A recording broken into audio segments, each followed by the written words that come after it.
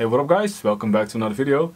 So today's video will be a little bit different. In today's video I will be showing you how to make your own DIY ND filter for the GoPro Session 5. Well, this also works for other cameras like GoPro Session 4 and run cams and basically all cameras that have a flat surface on top. So for the last 6 or 7 months I'm looking into ND filters for a GoPro Hero 5 Session. And to be honest, I have a pretty hard time looking for the right ND filter that I need for this GoPro. And I see a lot of ND filters out there that you can attach to the outside. But those filters are pretty big and that doesn't really work for mini quad applications. A couple of weeks back I've bought some stick-on ND filters from eBay. And the ND filters that I was using were of such a bad quality that there were lines inside of those ND filters. There are actually a couple of reasons why I want an ND filter on my GoPro Session 5. Well, now it's summertime and it's very bright outside, and when there is a lot of wind, or some wind at all, then I will have some yellow in my footage. Not always, but sometimes I have some yellow in my footage. So that is something that really annoys me, and I'm not sure if you guys have even noticed that if you have seen my videos, but when editing I can see the yellow in my footage and yeah, it bothers me a bit. The reason why you are getting yellow is the shutter speed of your camera is actually too fast. And the reason why the shutter speed is so fast is because the GoPro can't regulate how much of light that is coming into this camera. So if you are using an ND filter, everything is becoming a bit darker and you will have a longer exposure on your shutter. So that's basically how it works for yellow. So the main reason why I want to use an ND filter for this GoPro is if you look back the footage, everything looks much more neutral. And that's basically what an ND filter is, neutral density filter. So an ND filter is basically just some sunshades for your camera, same as when driving a car against the sunset. You put on your glasses and you'll see much more during the sunset, you know. Also, if I look back the footage with an ND filter, you don't see that overexposure from the sun and everything looks much more neutral, which is a big plus for color grading.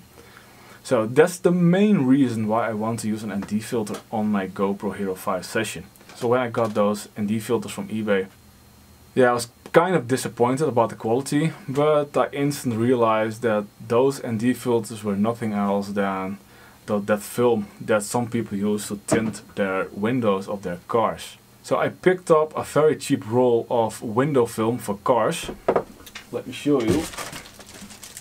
Yeah, this stuff it's like one big sunshade roll basically. It's extremely cheap. I saw it on eBay for just 10 bucks or something. You'll have 3 meters of tint foil. So I picked it up, I've tried it out, and I've already done one GoPro with it. I'm not sure if you can see it well. As you can see, this GoPro is slightly darker.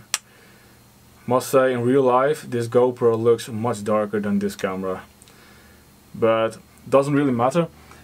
What matters is it actually works. I was pretty surprised about the quality. So today I'm gonna show you how to make your own DIY ND filter and how to stick it on without getting any bubbles. So the first time that I did this was about a week ago, and I just made some template out of an old pizza box. This little cardboard is not perfect, but it really fits the lens pretty well. I just cut it out with a hobby knife or something. It's yeah, no big deal. This works well, but there's one downside to it. If you place this on the film, you have to hold it with a finger and use a knife to cut around the edges. This works in theory, but when doing this film is so slippery that you have a hard time keep the template at one place. So I came up with another idea, and that's what I want to try out today. So let me show you how to do it. So what you need to make this ND filter? Well, obviously you'll need some piece of cardboard and a template that will match your lens of the GoPro or whatever camera that you are using. You want to use a very sharp hobby knife. This knife came with the film, so yeah, works pretty well. Obviously you will need the film itself and a bit of tape. And the tape you will use to separate the film from the protection foil, basically. So the first thing that I'm gonna do is cut out a hole that matches the template into this piece of cardboard. Yes, there are probably easier ways to do this. If you know an easier way, let me know in the comments. I will love to hear from you. But for now I'm just tracing it by hand.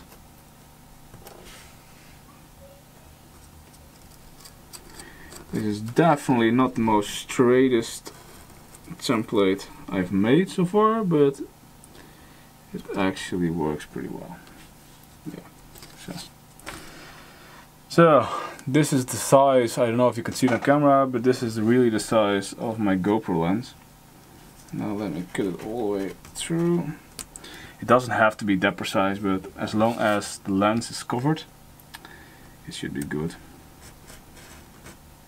If you guys are having a plotter cutter or something, then this kind of stuff will be much easier to do for you.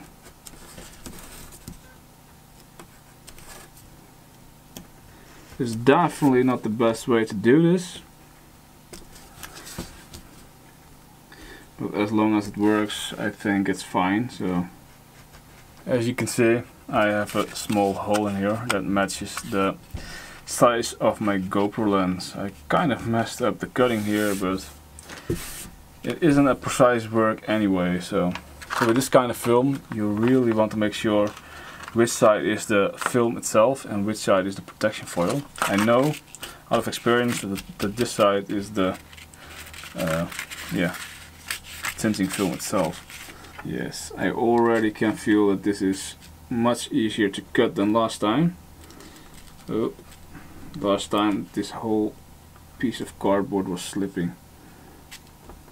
This template is actually a bit too large, and I probably will have to cut it a bit down with some scissors, but I'd rather have it a bit too big than a bit too small. I think this should be good. Yeah, I really don't have a very solid hand for this kind of stuff. So it's really all the way through over here.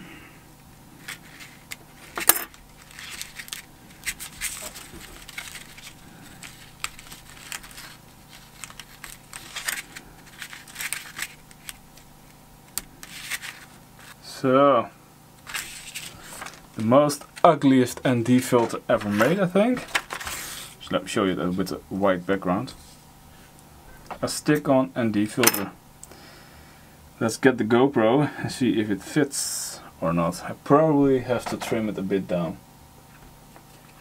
But yeah.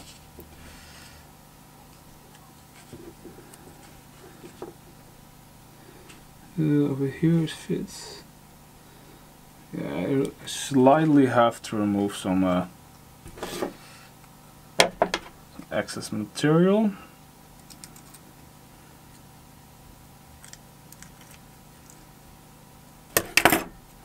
I'll check it again.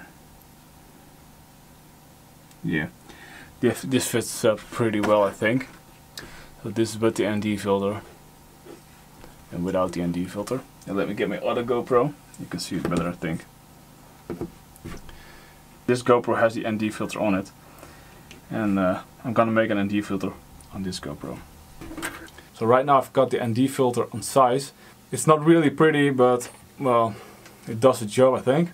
So the next step is a bit harder to do, and that is placing the ND filter on the GoPro without any bubbles. You can have some bubbles, it doesn't matter that much because you won't see it in the GoPro, but some bigger bubbles you definitely can see in the GoPro footage. So yeah, so the first thing that you really want to do is make sure that your GoPro lens is as clean as possible and it doesn't have any dust particles on there. Otherwise you will have a very hard time placing the ND filter the right way. So I actually came up with a pretty simple way of placing the ND filter without getting any bubbles. Since the GoPro Session 5 is waterproof and you can basically dip it in a pool of water and it's still alive, you can rinse it off with some warm water. If you are holding it long enough under warm water, then the heat of the water will get into the GoPro lens. So basically your lens is getting warm. If the lens is warm and immediately you'll place the ND filter on there, I will show you how to do this, then the air that will get trapped underneath the ND filter is a bit warmer too. And with some simple physics in mind, warmer air expands and cooler air retracts. So what happens is, if you are placing the ND filter and you are really trying to remove the bubbles with your fingers, and as soon as the lens will cool down, it basically creates a vacuum in that bubble and most of the bubbles will disappear. You still have a chance of bubbles, of course, but the bubbles will become much smaller.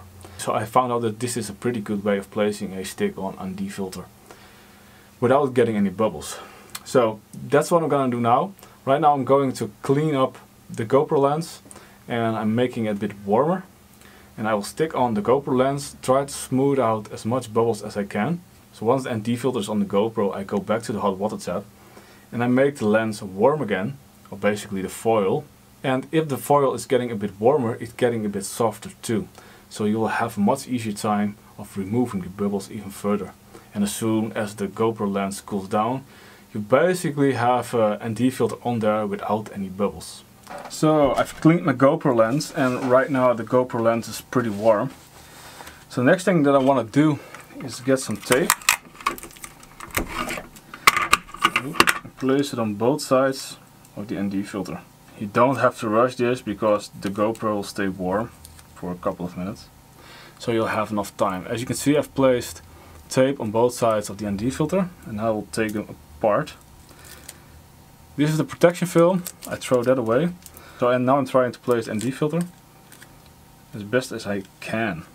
You really want to start in the corner of the microphone, and that is right here. You work your way down diagonally. Did I say that right? No, I don't care.